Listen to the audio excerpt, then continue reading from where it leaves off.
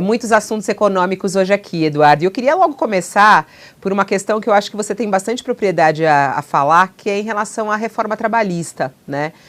Hoje até está como manchete principal nossa aqui, desde o início da manhã no UOL, uma decisão do PT, tomada lá justamente no encontro que eles tiveram ontem, no diretório, falando da revogação da reforma trabalhista que aconteceu no Brasil, que ela é comemorada por alguns, criticada por outros, mas é um assunto polêmico das eleições.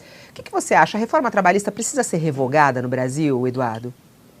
Eu acho que primeiro, Fabiola, a gente tem que qualificar essa discussão, né? A discussão, quando ela acontece assim, através dos portais, dos discursos, da grande mídia, ela acaba sendo uma discussão que fica, por exemplo, nos agregados econômicos, o PIB subiu ou caiu, né? E às vezes dentro do PIB você tem um monte de coisa que mudou e o PIB continua 1% de alta, né? A expectativa, mas a expectativa do crescimento do agronegócio caiu pela metade, da indústria saiu de retração para expansão, etc. Mas a gente está ali discutindo que o PIB não mudou, e mudou tudo. Em relação às reformas é muito parecido, né? Fica parecendo que você tem um time que é a favor da reforma e um time que é contra a reforma.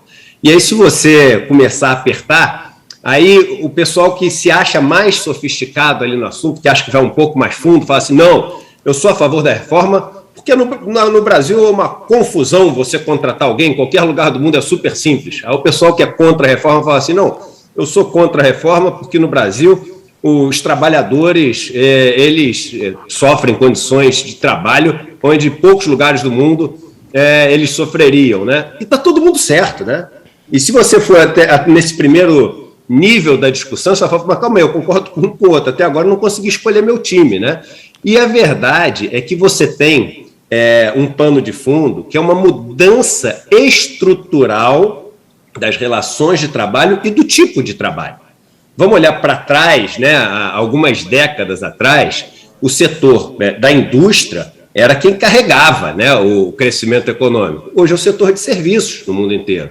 As características dos dois trabalhos são diferentes. E no setor de serviços, essa mudança tecnológica vinha fazendo esse, enfim, setor mudar bastante. E aí a pandemia acelerou essa mudança absurdamente. E aí você tem que ter novas leis que tornem, número um, mais eficientes, né, essa relação de trabalho, mas também, número dois, protejam trabalhadores e trabalhadoras para coisas que a gente não poderia pensar, né, para perigos que a gente não poderia pensar há algumas décadas atrás. É claro que deveria. Então, você deve ter uma reforma, no sentido que uma casa, né, deve ser reformada, deve ser modernizada, deve ser atualizada. É claro que deve ter. Agora, essa reforma significa simplesmente simplificar, né, as relações de trabalho. Aí eu já não concordo, e eu acho um absurdo. E eu acho que nessa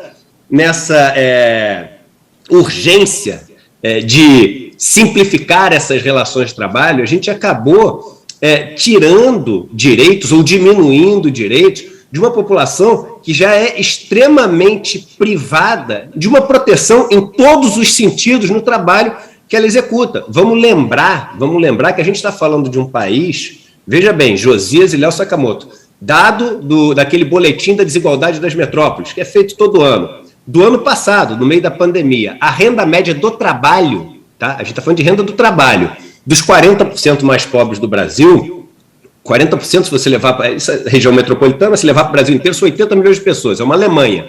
Caiu durante a pandemia de R$250 para R$150, de 250 para R$150. A gente está falando de uma renda por ano que é menor do que a renda do Haiti, que é menor do que a renda da República Democrática do Congo.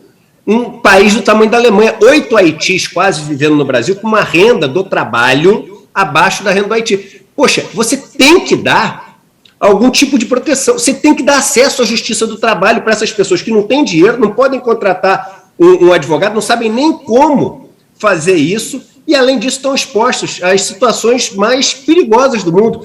Josias e Léo, não vou me estender, vou passar a bola para vocês depois, para isso aqui virar um diálogo, eu gosto de falar muito mesmo, mas a gente mora num país onde as empregadas domésticas ainda trabalham de segunda a domingo dormindo na casa, o apartamento já vem com depósito de empregada, porque não é um quarto de empregada, muitas vezes sem janela, e ela está à disposição do patrão ou da patroa de 6 da manhã à meia-noite, a maior parte das vezes na informalidade, muitas vezes ganhando menos do que o salário mínimo. E pode.